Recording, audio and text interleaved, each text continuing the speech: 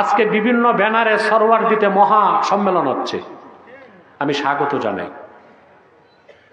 কিন্তু খাতমে নবুয়তের আন্দোলনে সব মাসলাকের ওলামায়ে কেরাম যদি এক প্ল্যাটফর্মে আসতে পারত, 1 ঘন্টায় কুখ্যাত কাফের কাদিয়ানীদেরকে রাষ্ট্রীয়ভাবে অমুসলিম ঘোষণা করা সম্ভব হতো। হতো কি না? তা আমার বুঝে আসে না।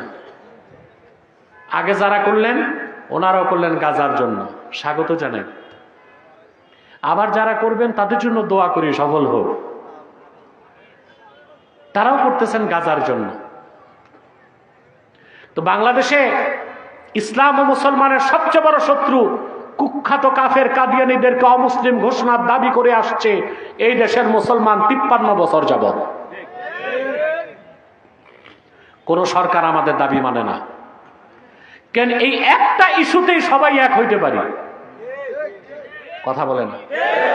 জনপুর, ফুরফুরা, ফুলতলি, বদরপুর, আহলে সুন্নাত, ওলামায়ে দেওবান, কওমি সব এক হইতে পারে, এই একটা ইস্যুতে পারে না? সব যদি এক প্ল্যাটফর্মে চলে আসতো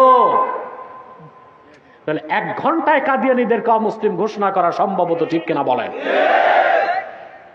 এই ইস্যুতে স্টেজে ডাকলেই ফতুয়াবাজি করে, কই উনি ওহাবি,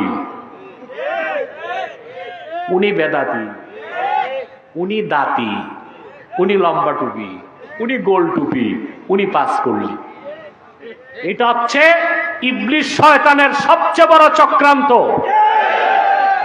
আর যারাই বিভেদ সৃষ্টি করে খাতমে নবুয়তের প্ল্যাটফর্মে এক হতে দেয় না,